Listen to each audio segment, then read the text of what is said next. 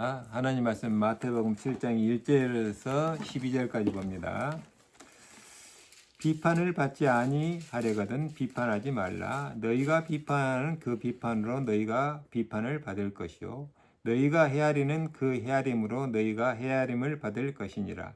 어찌하여 형제의 눈 속에 있는 티를 보고 내 눈 속에 있는 들보는 깨닫지 못하느냐. 보라, 내 눈 속에 들보가 있는데 어찌하여 형제에게 말하기를 나로 내 눈 속에 있는 티를 빼게 하라 하겠느냐.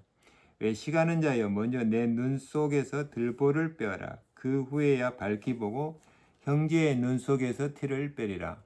거룩한 것을 개에게 주지 말며 너의 진주를 돼지 앞에 던지지 마라. 그들이 그것을 발로 밟고 돌이켜 너희를 찢어 상하게 할까 염려하라. 아멘. 오늘 6절까지 봅니다. 자, 시급한 체질 개선이라는 제목으로 말씀을 나눕니다. 자, 오늘 메시지는 우리가 세상 살면서 가장 현실적으로 많이 부딪히는 문제입니다. 예수님이 첫 마디가 비판하지 말라고 그랬습니다. 비판하지 말라. 너희가 하는 그 비판으로 너희가 비판을 받을 것이요. 내가 다른 사람을 비판하면 다른 사람도 나를 비판한다는 말입니다. 단순히 비판한다는 말이 아니라 내가 가지고 있는 그 잣대로 다른 사람도 그 잣대로 나를 보고 그런 방식으로 비판한다는 말이죠. 비판에도 두 종류가 있어요. 정죄를 위한 비판이 있고 치유를 위한 비판이 있습니다. 또 건전한 비판이 있고 상처를 남기는 비판이 있어요. 건전한 비판은 발전을 위한 비판이죠. 근데 비난을 하는 비판은 상처를 남깁니다. 즉 비판은 필요하죠. 비판이 없으면 사람이 나태해지고 발전이 없습니다. 헤겔은 정반합이란 이론을 발표했어요. 어떤 옳은 이론이 나오면 그것을 반박하는 이론이 나온다는 겁니다. 그러다가 결국은 처음 이론과 반박하는 이론이 조화를 이루어 새로운 발전된 이론이 나온다는 겁니다. 역사가 이런 과정을 거치면서 발전했다는 겁니다. 개인도 마찬가지죠. 내가 옳다는 일을 시도했는데 그 행동에는 반드시 부작용이 나타난다는 겁니다. 그런데 또 그 부작용을 비판하겠죠. 나는 내 자신의 행동에 대해 냉정하게 비판하며 좋은 면과 나타나는 부작용을 해결하는 더 나은 방향으로 행동을 할 수 있게 된다는 겁니다. 이게 정반합 이론입니다. 그래서 건강한 비판은 사회의 부작용을 개선하는 데 도움이 됩니다. 주로 우리가 신문 사설을 읽어보면 이 비판하는 글이 많아요.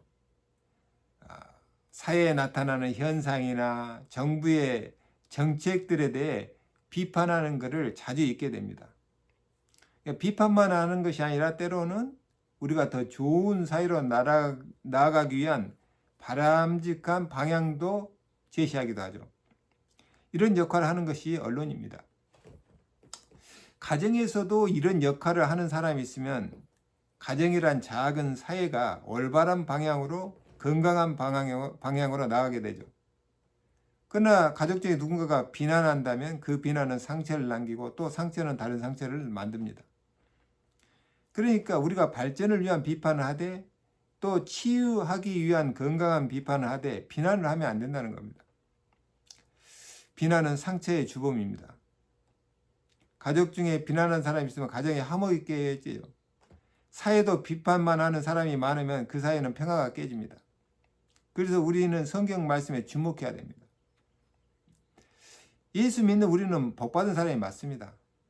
왜냐하면 성경 말씀 읽으면서 예수님 말씀을 통해 우리가 항상 우리 자신을 돌아보며 발전해 나갈 수 있기 때문이죠. 그래서 기독교가 들어간 사회는 이런 과정을 거치면서 빠르게 발전하고 빠르게 선진화됩니다. 오늘 예수님은 우리에게 체질 개선하라고 말씀하세요. 왜냐하면 우리가 하나님 말씀 듣고 깨닫게 되고 그 깨달음은 우리 삶의 지침이 되고 이것들이 쌓여가면서 내 체질이 조금씩 변하기 때문이죠. 그래서 신앙생활 아주 중요해요. 어떤 사람은 혼자 컴퓨터 보면서 이제 예배드리고 그런다고 하는데 사실은 그건 좋지 않습니다. 이 교회라고 하는 것은 공동체예요. 근본적으로 하나님 나라가 공동체입니다. 그래서 교회 공동체에 나가서 예배드리고 또 성도들과 교제하고 친교하면서 서로 문제점을 보고 깨닫기도 하고 개선하기도 하고 그러면서 발전해 나가는 게 맞습니다. 자, 우리가 교회에서 은혜 받았다고 하는 말은 곧 체질 개선을 의미하죠. 우리가 하나님 말씀 듣고 깨닫게 되고 깨달으면 우리 삶의 지침이 되고 이것이 쌓여가면서 변한다고 그랬잖아요. 그래서 교회 출석은 그냥 단순히 신앙생활하는 게 아닙니다. 말씀 듣고 그 말씀 가지고 기도하면서 내 생각을 수정하고 내 체질을 개선해 나갈 때 삶이 옳게 변하기 시작합니다. 그리고 나는 점점점 이 사회 공동체의 유용한 사람으로 발전하게 되는 겁니다. 이런 사람들이 관계를 이루고 조화를 이루어 갈 때 이 땅에 하나님 나라가 임해요. 하나님 나라는 관계 속에 있는 하나님의 나라라고 그랬잖아요. 하나님께서 말씀으로 다스린다는 말씀이 바로 이런 겁니다. 우리가 말씀 듣고 말씀을 통해서 힘을 얻고 말씀을 통해서 우리가 변화받고 그러면서 그 말씀의 근거에서 우리가 인간관계하고 그런 역학관계가 이루어지는 사회가 바로 하나님의 나라입니다. 예수님은 이런 궁극적인 목적을 가지고 우리에게 말씀하신 거예요. 단순히 비판하라가 아니라 체질 개선하라는 거예요. 비판을 위한 비판을 하지 말라는 거예요. 상처 남기는 비난을 하지 말라는 겁니다. 왜 내가 다른 사람을 비판하면 다른 사람도 나를 또 비난하고 그럼 사이가 어떻게 되겠어요? 서로 상처 주고 받는 꼴이 되니까 그렇게 살지 말라는 겁니다. 그건 너무나 하나님 나라와 동떨어진 거죠. 설령 내가 좋은 의도로 비판을 했다 해도 듣는 사람의 심리 상태에 따라 오해를 하거나 그 사람에게는 상처로 남을 수가 있어요. 그러니 가능하면 비판을 하지 않는 게 좋습니다. 대신 우리 신자에게는 발전할 수 있는 좋은 기회가 항상 열려 있잖아요. 그게 바로 예배고 말씀입니다. 예배가 중요한 것은 바르게 해석된 하나님 말씀을 우리가 들을 수 있기 때문이죠. 말씀을 통해서 나 자신을 돌아보고 스스로가 깨우치면서 바른 방향으로 나아갈 수 있는 기회가 주어지니 우리가 예수 믿는다는 것이 복입니다. 누군가의 지적을 받고 비판을 받는다는 것은 사실 상처받기 쉽습니다. 그러니 내가 말씀 듣고 스스로 깨우치면 나를 개선하는 기술을 하게 되고 그것이 오히려 더 바람직한 발전을 이루게 되는 겁니다. 사실 저 같은 경우도 누구에게 전도받은 게 아니라 내가 스스로 성경 말씀 읽으면서 깨닫고 예수 믿게 되고 신앙생활 하게 되어서 나는 말씀을 굉장히 소중하게 생각해요. 또 친구와 친구 사이도 비판하기는 참으로 어렵습니다. 그래서 정말 기도하는 중에 사랑이 담긴 말로 내 의사를 전달해야 됩니다. 그리고 듣는 사람도 열린 마음 자세가 되어 있어야지 그렇게 말씀을 받지 않으면 오히려 친구 관계도 이상하게 되는 겁니다. 오히려 말 한마디 했다가 친구 사이에 금이 가고 깨지기도 하고 그러기도 하죠. 두 번째, 너희의 헤아리는 그 헤아림으로 너희가 헤아림을 받을 것이다 그랬어요. 자, 하지 말라는 말을 반복한 거나 다름없는데 헤아리다 말의 기본 뜻은 수량을 세거나 어떤 수에 이르다 라는 뜻이고 좀 이걸 확대해서 나아가 사정을 짐작해 살피다라는 뜻이 있습니다. 일상에서 상대방의 뜻, 마음, 고충을 헤아리다라는 그런 뜻으로 많이 사용됩니다. 그래서 상대의 입장과 감정을 추정해서 이해한다는 그런 뉘앙스로 많이 사용하죠. 우리는 대화를 하다가 상대방이 하는 말에 공감하거나 동정할 때 헤아린다고 하는 말을 쓰게 되는 겁니다. 그러나 다른 한편으로는 상대방의 말을 미루어 짐작하거나 추정할 때 이게 위험성이 있는 거죠. 내가 미루어 추정하는 것이 사실과 맞으면은 오해가 안 생기는데 내가 미루어 짐작했던 것이 사실과 틀리게 되면은 이제 오해를 낳고 오히려 상처를 만드는 거죠. 부작용이 생깁니다. 그래서 추정이라고 하는 것을 할 때 늘 조심해야 돼요. 그래서 대화를 할 때는 상대의 말을 유심히 듣는 게 중요합니다. 가능하면 기록하면서 듣는 게 더 좋죠. 우리가 이런 대화를 하면서 미루어 짐작하고 추정해서 상대방에게 위로를 주고 상대방을 동정하기도 하고 좋게 쓰임할 때도 있지만은 오해를 낳을 때도 있다는 겁니다. 그래서 항상 대화할 때는 조심해야 되고 기도해야 된다는 거예요. 내가 누군가 대할 때 미루어 짐작을 하거나 추정할 때는 항상 조심하고 신중해야 된다는 거예요. 자, 그래서 예수님이 오늘 체질 개선 시급한 문제이니 기도하라는 겁니다. 우리는 어려서부터 이게 비판이 아닌 비난을 너무 많이 듣고 자랐어요. 그래서 우리 체질 자체가 비난하는 체질로 굳어져 버린 겁니다. 그러다 보니 사회생활이나 가정생활 할 때 너무 많이 문제가 발생해요. 인간관계에 고장이 나고 또 관계가 서먹서먹하다 못해 단절돼 버린 경우가 많단 말이죠. 우리는 자라면서 건전한 비판 문화를 접해보지를 못했어요. 주로 비난을 듣고 자랐기 때문에 또 비난하면서 살아왔기 때문에 이게 체질화되어 있단 말이죠. 오늘 예수님이 그걸 빨리 고치라는 거예요. 개선하라는 겁니다. 하나님 나라의 인간관계를 해치는 치명적인 것이 상호 비난입니다. 요즘 정치인들 보면 상호 비난하는 그 문화가 뿌리를 완전히 내려가지고요. 정말 과간이 아닙니다. 과학도 기술도 사회 구조도 빠르게 발전하는데 가장 뒤처진 것이 정치인들의 의식 구조예요. 그리고 그들의 체질입니다. 특히 다른 나라는 차치하고도 한국 정치인들은 선진국 중에서도 가장 후진을 면하지 못하고 있는 것 같아요. 자, 우리가 복음 체질이라고 하는 말을 바꾸어 표현하면 뭐예요? 체질 개선입니다. 사실 우리 체질만 바뀐다면 모든 것이 좋아집니다. 다른 사람을 비난하는 체질이 굳어져 바뀌기가 쉽지 않아요. 우리가 성령 체험을 해도 성령 충만할 때는 이 복음적이지만은 그렇지 않을 때는 또 옛날 체질이 또 나오기 십상이죠. 성령 충만할 때는 많은 것을 이해하고 넘어가고 또 성령님께서 지혜를 주셔서 우리가 인간관계를 원만히 할 수 있는데 그렇지 않으면 옛날로 내 체질로 또 돌아가 버린단 말이죠. 그래서 끊임없이 감사하고 기뻐하면서 기도하라는 이유가 바로 그겁니다. 인간관계에 거의 시비가 붙는 것이 서로 비난하는 말 때문에 괜히 시비가 많이 붙습니다. 비난은 듣는 자도 상처가 되고 하는 자도 상처를 낳습니다. 자, 건강한 비판도 자칫 말 잘못하면 상처를 남기는데 내가 어떤 큰 상처가 갖고 있다면 내 상처를 치유받고 다른 사람의 상처에 접근하는 게 좋습니다. 내가 상처가 있는 상태에서 다른 사람의 상처에 접근하면 오히려 상처가 가중되는 경우가 많습니다. 그래서 체질 개선은 사실 하루아침에 되는 게 아니에요. 우리가 살아온 세월만큼 우리 몸에 굳어져 있기 때문에 그만큼 시간이 많이 걸리기도 합니다. 그러나 이 다이나믹한 복음의 능력을 우리가 계속 접하면서 기도하면 조금씩 바뀌는 겁니다. 늘 하나님 말씀을 가까이 하면서 기도하는 체질이 곧 나의 체질을 개선시키는데 도움이 되는 겁니다.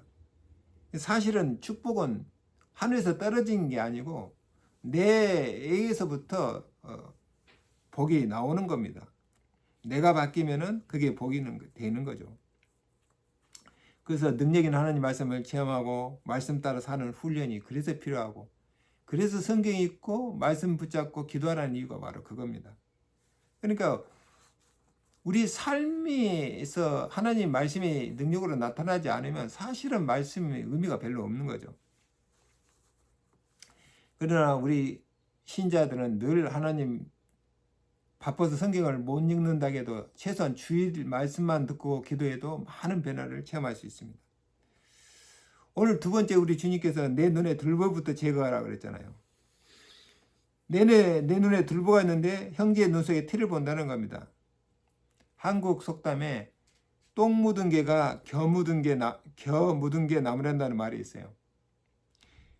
똥이 묻은 개는 더 심한 악취를 풍기면서 다니는데 지나가는 다른 개의 엉덩이에 쌀겨가 묻어 있으니까 그걸 나무란다는 거예요. 겨 묻었다고. 무슨 말입니까? 자기 흠은 10가지인데 다른 사람의 흠 한두 가지를 흉본다는 거예요. 쌀겨가 그 고유의 특이한 고리타만 악취가 나요. 그러나 똥은 그보다 더 역겨운 냄새가 납니다.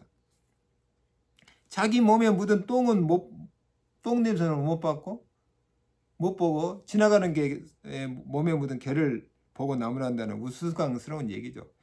소크라테스가 너 자신을 알라고 하는 말이 그래서 유명한 겁니다. 대부분 사람들이 자기 자신의 영적인 상태, 심리 상태, 삶의 상태 이런 것들을 다 정확히 모르고 있어요. 이것이 우리 현실에 흔히 목격되는 문제입니다. 쉽게 얘기해서 내 허물은 더 많고 실수를 더 많이 하는 사람이 어쩌다 다른 사람이 하는 가벼운 실수, 허물 보고 꾸짖는다는 거예요. 오늘 예수님은 비판받기 싫거든 비판하지 말라고 그랬죠. 또 내 눈에 들보부터 빼고 다른 사람의 티를 보라는 겁니다. 네가 헤아리는 그 잣대로 다른 사람도 나를 헤아린다는 거죠. 그러니까 내가 어떤 편견을 가지고 다른 사람을 미루어 짐작하고 추정하면 다른 사람도 편견을 가지고 나를 미루어 짐작하면서 오해가 생기고 싸움이 일어난다는 겁니다. 그래서 예수님이 오늘 우리가 흔히 쓰는 말 같지만 오늘 너무 중요한 얘기를 한 겁니다.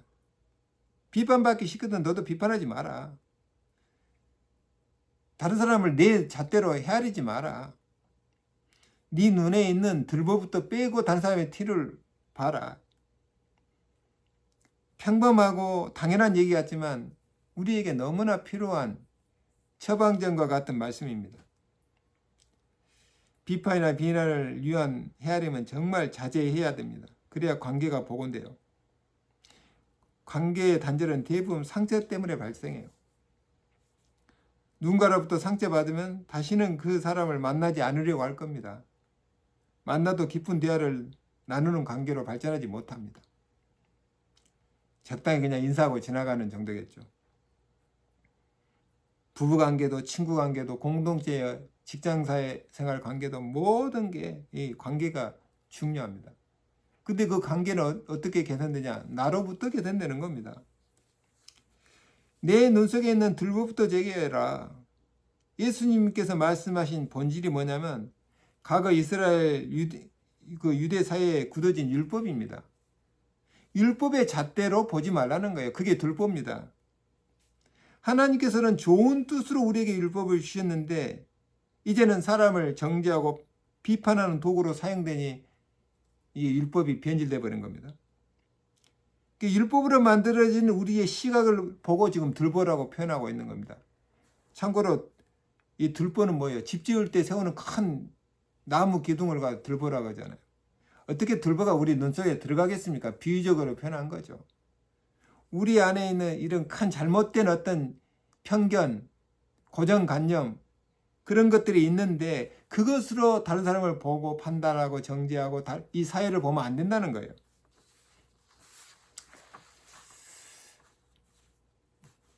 율법이란 들보가 우리 눈에 씌어 있는 한에는 우리가 복음답게 누릴 수 없다는 겁니다.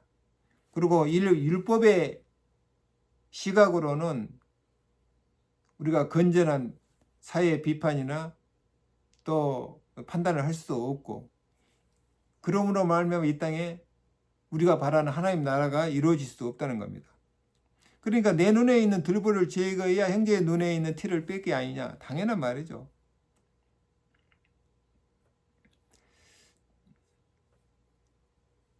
내 눈에 조그만 티만 들어가도 얼마나 아픕니까? 근데 들보가 들어있다고 생각해 봐요. 얼마나 고통스럽고 아픕니까? 그런데 어떻게 상대방의 눈에 있는 티를 빼낼 수가 있겠습니까? 내가 고통스러운데.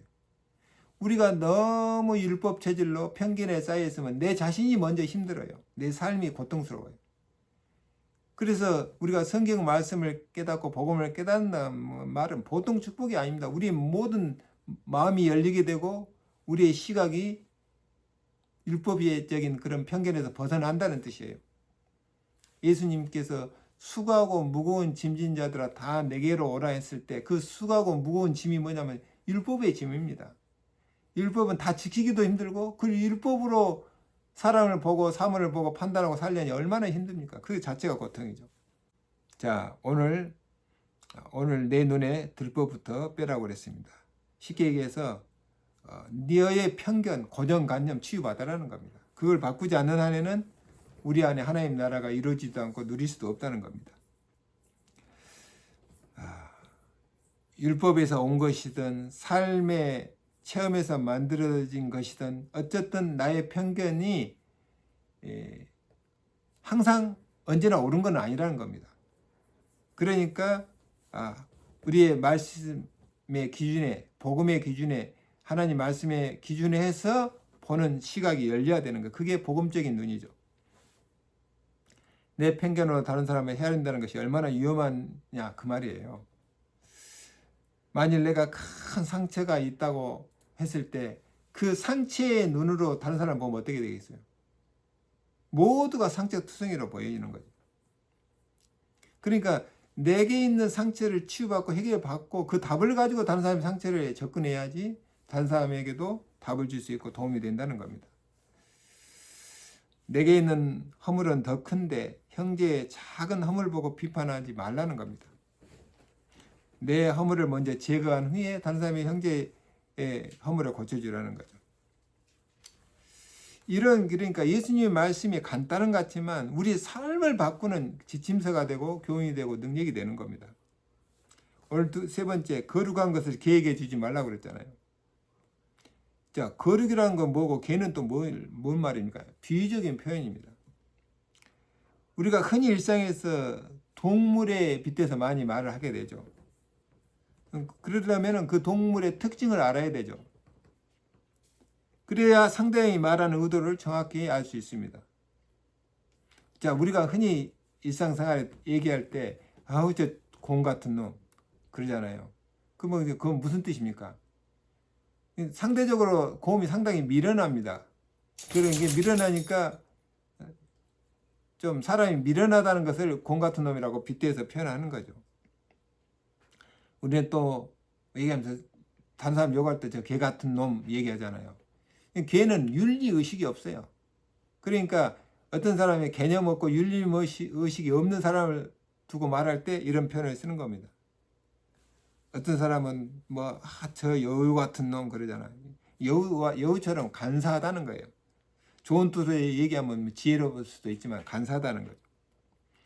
여기서 거룩한 건 뭡니까? 하나님의 뜻입니다. 하나님 뜻 외에 거룩한 게 하나도 없어요. 이 땅에 있는 것은. 그래서 걔가 그 가치를 알겠습니까? 하나님의 뜻의 가치, 의미를. 거룩이라고 하고 하는 말은 걔에게는 아무 소용이 없다는 겁니다. 비유적인 표현이지만 걔 같은 사람에게는 거룩한 것에 대해서 그 가치와 의미를 모르니 그들에게는 거룩한 것을 줄 필요가 없다는 겁니다. 왜? 저도 모르니까. 또 진주를 대접해 던지지 마라. 저희가 그들 받고 돌이켜 너희를 찢어 상하게 할까 염려하라 그랬어요. 돼지는 먹을 것이나 주면 그거 먹을 것이나 알지 진주를 어떻게 알겠습니까? 돼지 같은 사람에게는 진주 줘도 소용없어요. 그 가치를 모르니까. 여기서 진주는 비유적인 표현으로 우리가 본다면 하나님 나라라고 봐도 무방합니다. 하나님 나라의 그 소중한 가치를 모르는 사람에게는 말해도 모른다는 겁니다. 우리가 최소한 개 같은 인생을 살지 말아야 하는데 무엇이 소중한 것인지 먹는 거 입는 게 그게 다가 아니라는 겁니다. 어떻게 사는 것이 가치 있는 인생인지 알고 살아야 되지 않냐.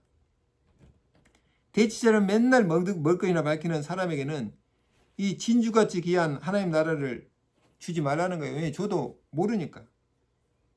오히려 하나님 나라 얘기한다고 나를 해치잖아요. 예수님이 그랬잖아요. 예수님이 천국복음 전하니까 율법에 들보를 가진 바리새인들은 예수를 정죄했고, 돈밖에 모르는 사두개인들은, 제사장들은 예수님을 로마의 손에 넘겨서 죽게 했잖아요. 자, 결론적으로 우리는 인생을 살아야 하는 분명한 이유와 목적이 있습니다. 적어도 우리가 예수님의 가르침을 받고 예수님을 따라가는 사람이라면 이 이유와 목적이 분명해야 되는 거죠. 우리가 이 땅에 사는 이유는 하나님의 뜻을 이루기 위함입니다. 더도 말고 더도 다른 게 없어요. 그리고 이 땅에 주의 나라가 임하는 것을 고대하며 살아가는 겁니다. 우리가 활동하는 모든 행동의 최종 목적과 가치는 하나님 나라가 이루어지는 거예요. 이것이 예수를 믿는다는 것의 가치이고 의미입니다. 저는 예수님의 가르침 속에서 이걸 깨닫고 나서 내 생각이 바뀌고 인생이 바뀐 겁니다. 하나님 나라가 소중한 만큼 내 인생도 소중한 인생이 되는 겁니다. 하나님 나라가 가치가 있는 것만큼 내 인생도 가치가 있는 겁니다. 뭐 지식이 많아야 가치가 있는 게 아니고 이 하나님의 비밀을 가지고 있는 내가 가치가 있는 거예요. 하나님 나라가 좋은 것인 만큼 내 인생도 좋은 겁니다. 살만한 이유가 있고 목적이 있고 가치가 충분히 있어요. 하나님 나라가 의와 평강과 희락이 있다면 내 인생도 의와 평강과 희락이 있는 삶을 살고 그것을 추구하며 살아야 된다는 겁니다. 하나님 나라가 의와 평강과 희락이 있다는 말은 우리가 이 세상에 정의를 위한 삶을 살아야 되고 피스메이커로 살아야 되고 세상에 기쁨을 주는 삶을 살아야 된다는 거예요. 그것이 나의 기쁨이 되는 겁니다. 그것이 하나님의 기쁨이 되는 겁니다. 기도하겠습니다. 하나님 감사합니다. 오늘 예수님께서 마태복음 7장 1절 6절 말씀을 통해서 우리를 다시 한번 돌아보게 하고 깨우치고 기도 제목 붙잡게 하심을 감사합니다. 우리가 오랫동안 예수를 믿고 신앙생활을 해왔지만 많은 은혜와 변화를 경험했지만 아직도 변화받을 게 많고 개선해야 할 게 많습니다. 그 중에 하나가 바로 우리 눈에 있는 들보를 빼는 것이고 우리가 가지고 있는 편견이나 고정관념에 사로잡혀 사는 겁니다. 우리의 체질이 아직도 여전히 율법 체질에 남아있는 겁니다. 하나님 오늘 예수님께서 시급히 개선할 기도 제목을 주신 것 감사합니다. 가슴에 담고 기도해서 응답받고 그 응답의 혜택을 나누게 하여 주옵소서. 예수님의 이름으로 기도하옵나이다. 아멘.